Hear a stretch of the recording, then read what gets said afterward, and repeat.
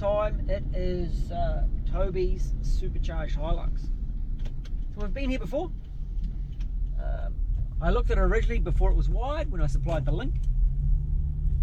I've been back, now it's been wired, and I kind of got in trouble because it was late at night. And there is a reason I live in the middle of nowhere, because I can start engines late without a problem and I don't upset the neighbors. And I do try to respect other people, but it doesn't work so well when I'm in town or in an enclosed area when I'm trying to set up an engine, and I work all kind of crazy hours. But I'm back, it's daylight, so we're not in trouble. I've been working on Glenn's Supercharged Gloria that he's been setting up, and now it's Supercharged Hilux time. But he's got a little workshop set up out in the storage facility, and it's kind of a cool little spot.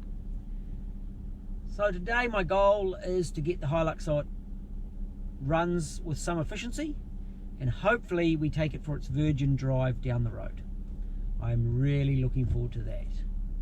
Position there, good enough? That'll be just fine. Absolutely fine.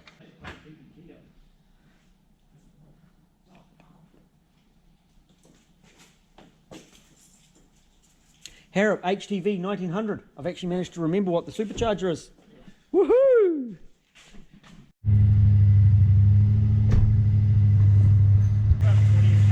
$20-ish. Dial her up. Give me. Can we take that fuel? Can we take the line off to it? Let's go 3 bar with the line off.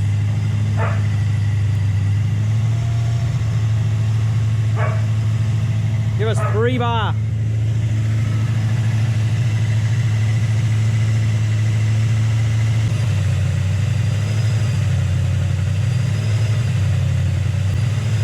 Just a smidge more. 45 psi.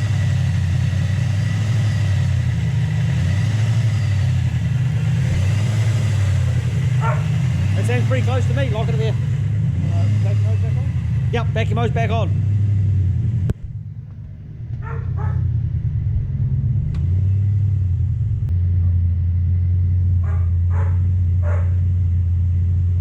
Because I set up that can lander. Yep. So what that allows me to do, I can see the mixture across the whole range. So not just in low speed, it's right across the range. I can actually use it to adjust, and it will be accurate. When you're hard up boost, that wideband sensor will be accurate.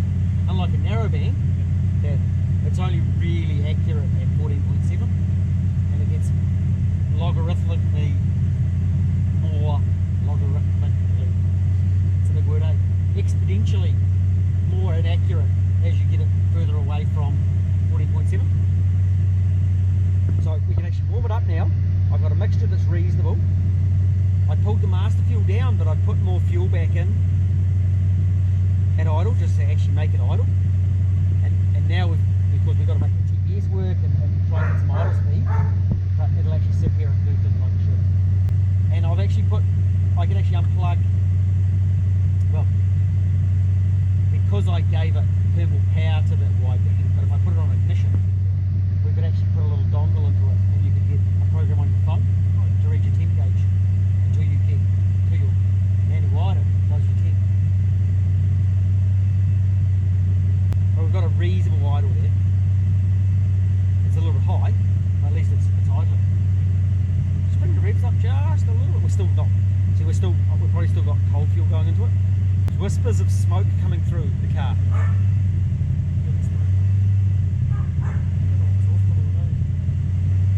See, it's still got 11% warm-up enrichment going in, so we're still on that. And you see as it's starting to come off, as that warm-up enrichment's coming off, it's struggling with the mixture. And I think that's probably where most of the problem is coming. So I'm just going to pull out some warm-up enrichment.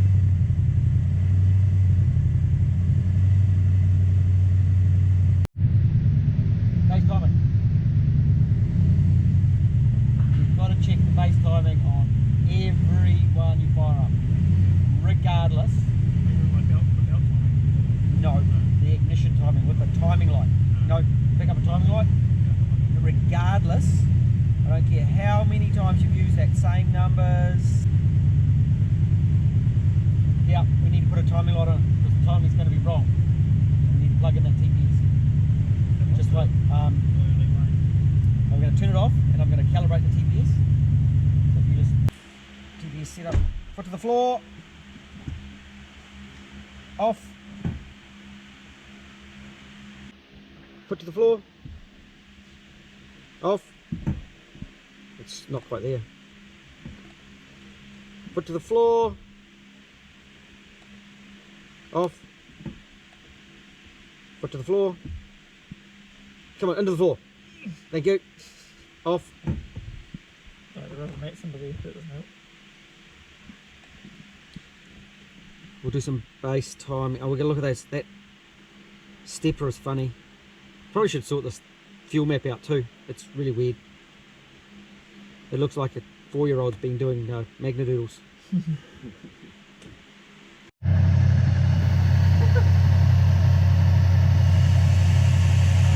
So I got the lead in it. About 40 or 50 degrees. This is why we always check it. Check what the timing's at. What are the increments, 5? What's it at? What are the increments at? Are they 5 degrees or 10 degrees? On the very first 5 degrees. So they're 15 degrees. What is it? 15? Yeah. I'll pull back another 5 degrees. But I might make a big change. So hopefully it doesn't stall or do anything weird. Can you stand on the key for me, please, just in case it does something weird? Just if it does something strange, Yeah. I want you to turn it off.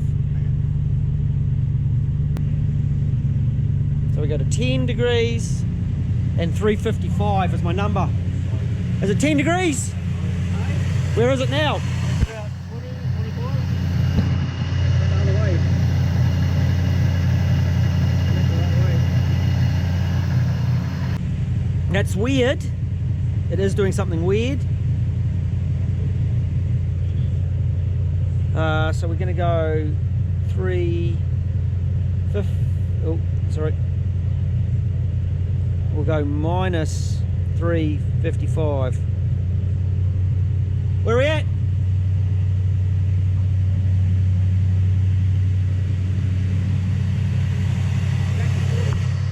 Back to 40.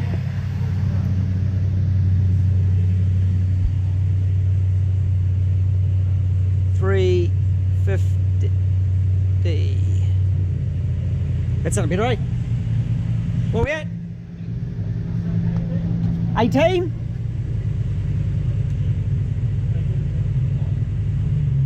Now? Is that 10 degrees?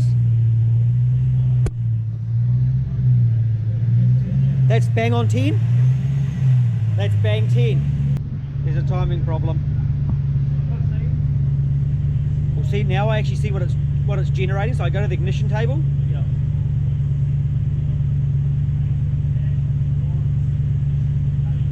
And it's telling me it's around 15, and I go to tuning, runtime, ignition, and it should says that it's generating 15.8 degrees. You're 100% certain that cam time is perfect? My numbers are, I normally run these at 355. I'm at 340. 15 degrees different to what it would normally be. So either the cam or crank sensors are reversed, a trigger wheel's in wrong, which I don't think it's easy to do, or a cam timing's wrong. When it wouldn't start the other day, I checked it, and so I had the crank pulley on PVC, and both these one up with fire marks. So Storm, we'll do a trigger scope, eh? We'll see if he's got it that wide right. See, this one's perfect, comes along, comes up, drops down. See this one, it's starting going down, and then it goes up. Yeah.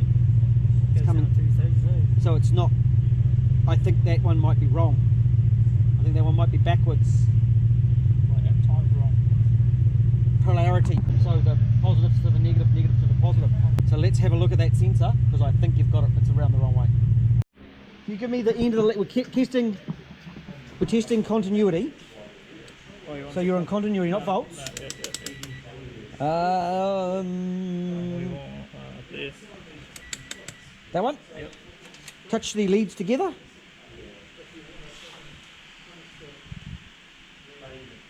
Cool. Give me one of the leads. So the crank trigger is number 1 in that pin, in that crank pin. Put that right up here. I'm going in here. Righto, touch it on number 1. If you're looking at the back of the touch it on number 2. It's on number 2? 100% you're on number 2. Yep. So you're in, that's number 2? Okay, that is backwards. So that makes sense why the timing was wrong. And like, no, you're going to go in here like this, and you're going to grab that little white piece. Going to go under that little white piece, and I'm going to flick it up. Yep. He's going to grab the side cutters, and he's going to take it out.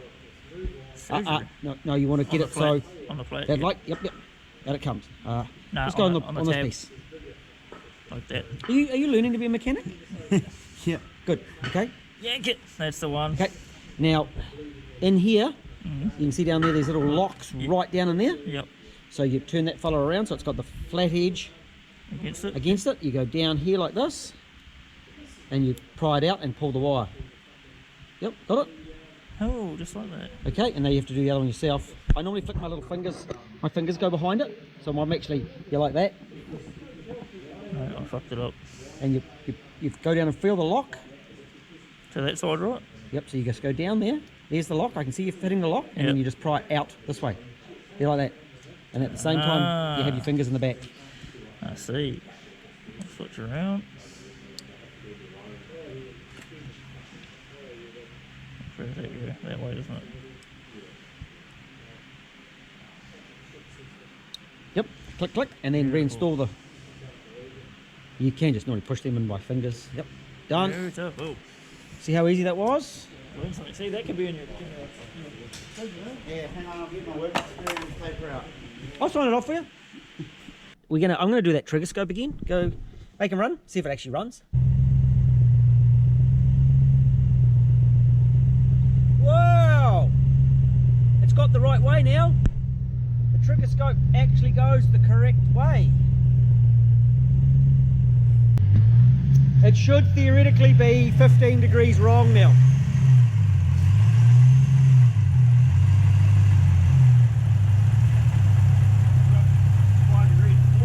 About 5 degrees before? That would be about 15 degrees from where it should be, eh? So if I do this now, and I plug 355 in here, it's now at 10 degrees. Is it now at 10 degrees?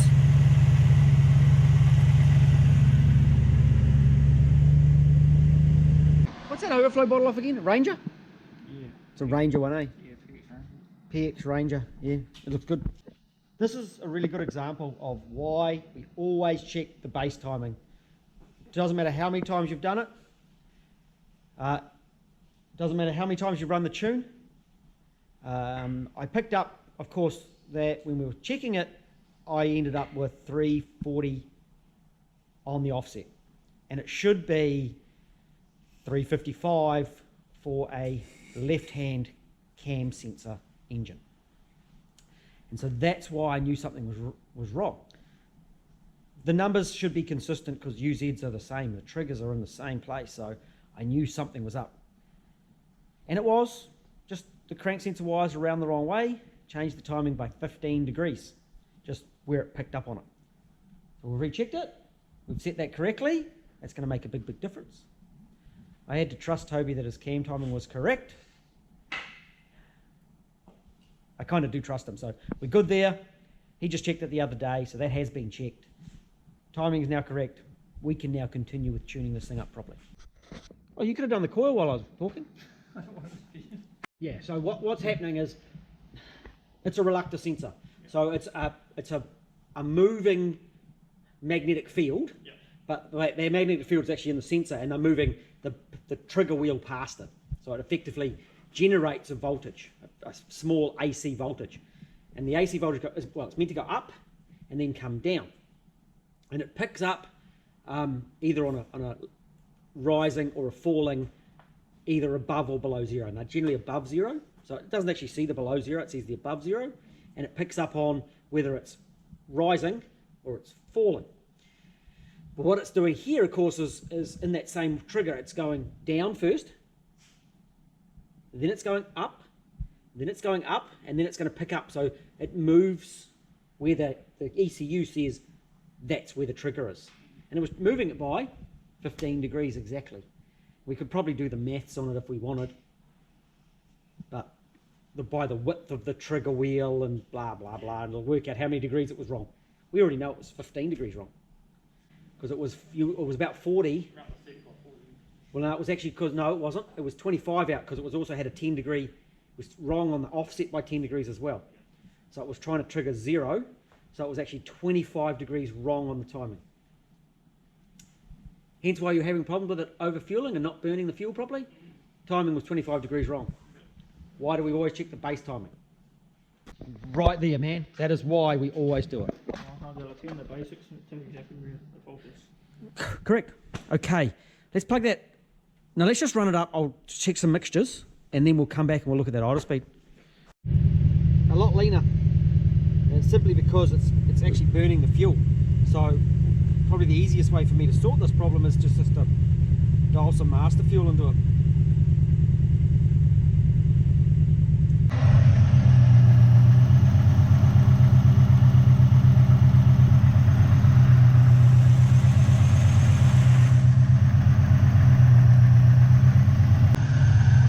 So I've got 264, 210, 217. Unplug the core packs on this side.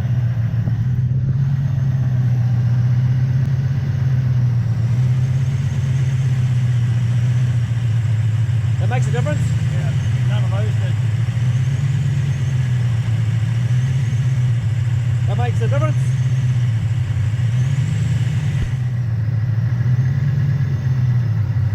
Yep, okay. Pull the plugs out on this side.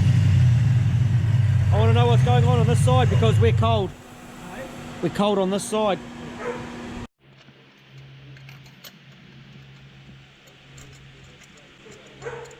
What size injectors did we decide this has got? 850s. 850s. Quite large. Oh yeah, the boost. That is actually working. Next one. How's that? It's actually, see, it's still burning on that tip. Yeah. Has something else happened on this side?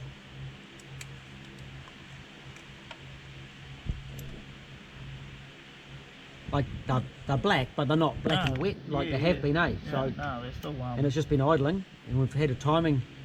And they're actually working. Something else is up. It's got to be the problem. It's out of fuel. You young fellas that don't put gas in the tank, really hard for the tuner to tune it when there's no fuel. Yeah, I just bang it back in. Go get me some fuel. I think fuel's a good place to start. Yeah, well, those plugs aren't showing any sign of No, unless we could just turn the key on. We'll just check some power feeds to a couple of things, eh? Used a heat gun to diagnose that it had no fuel in the tank. I'm on. Go.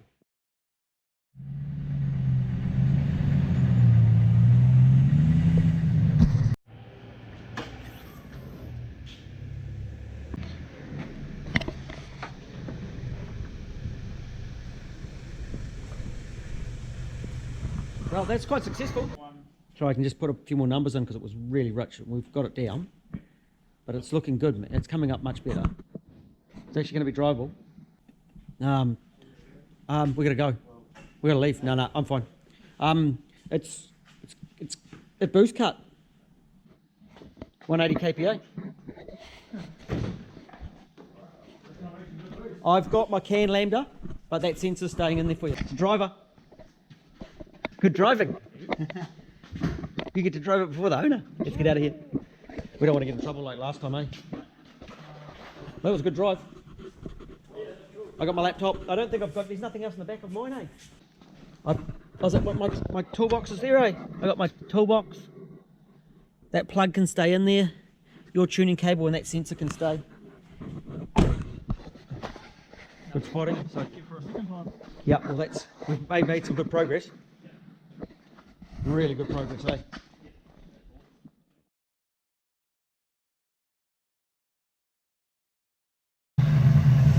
%, extra on there, and we've got a smooth engine, which is what I've been saying. So you're thinking 2 bags of injectors? Did we get different injectors?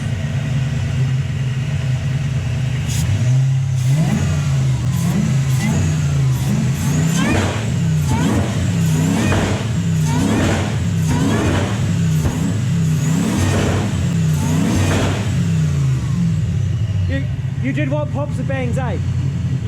You wanted the pops and bangs? I put the pops and bangs in it. But we need to find out why this side is leaner than that side.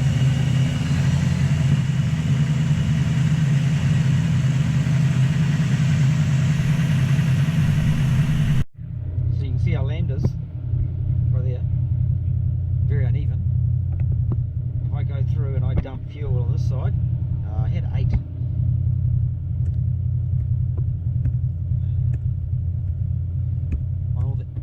Cylinders. This is the engine.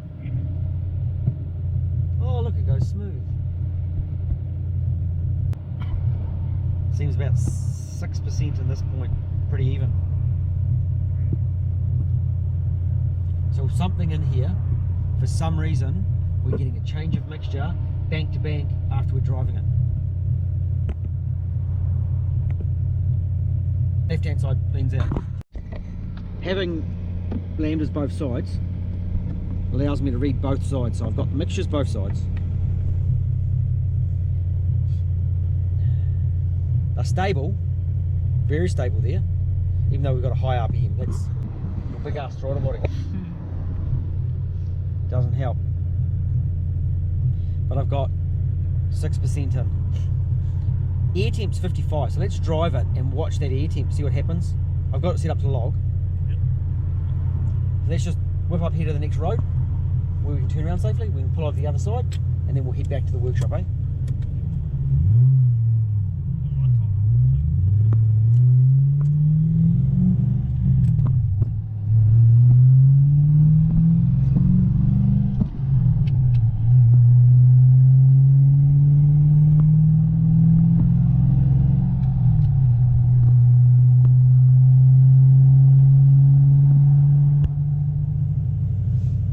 Got a big difference again. I think I've got it zeroed.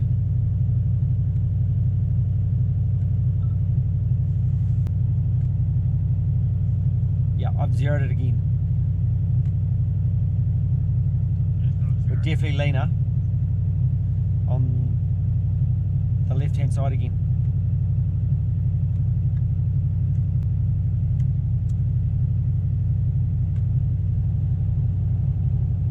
About 6% leaner.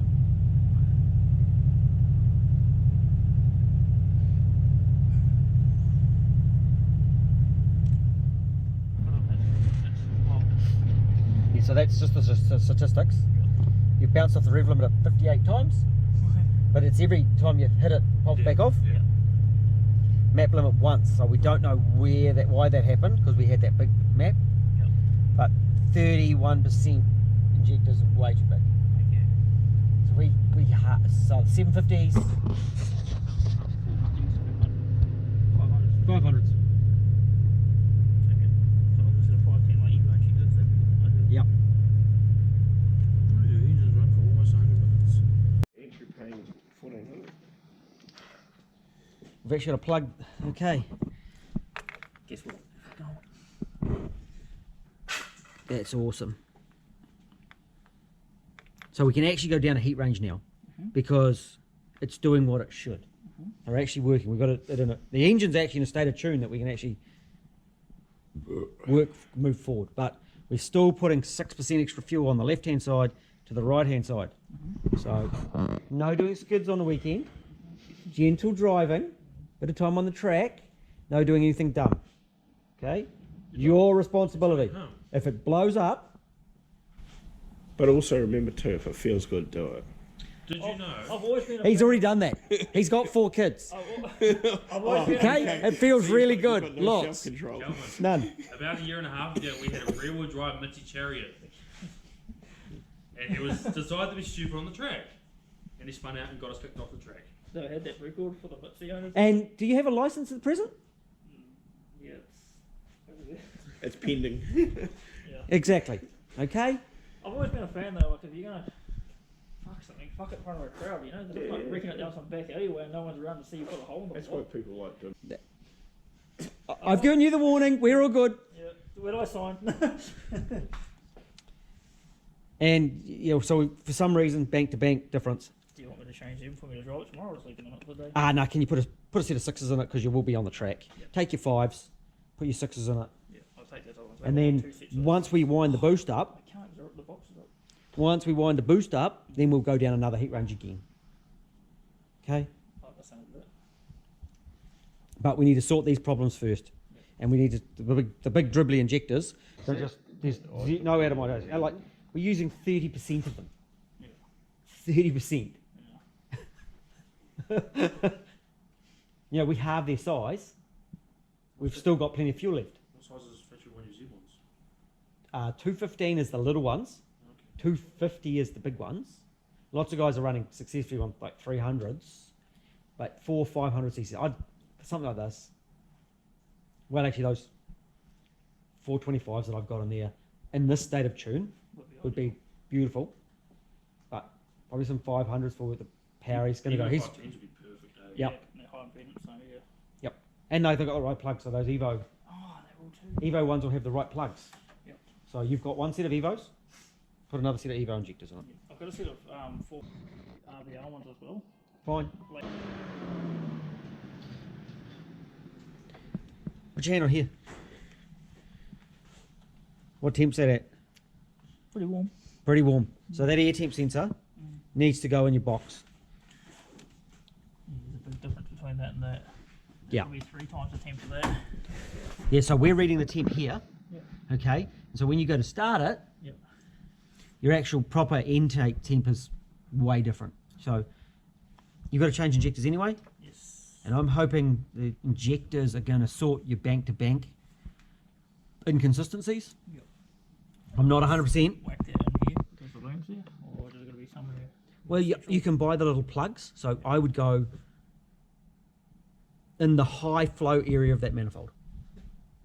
So in the middle, where's your hole? Is the whole thing is the Yeah, it's a big, it's a giant D shape there.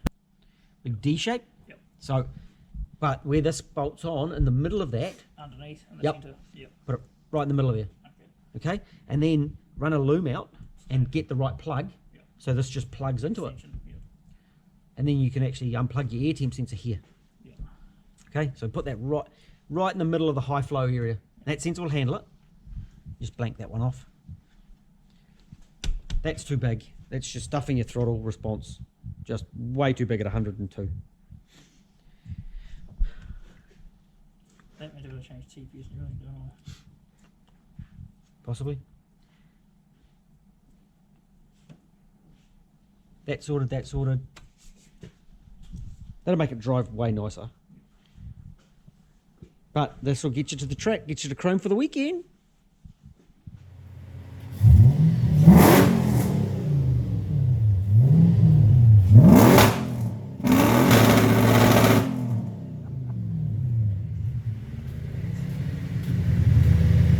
You like the pops and bangs?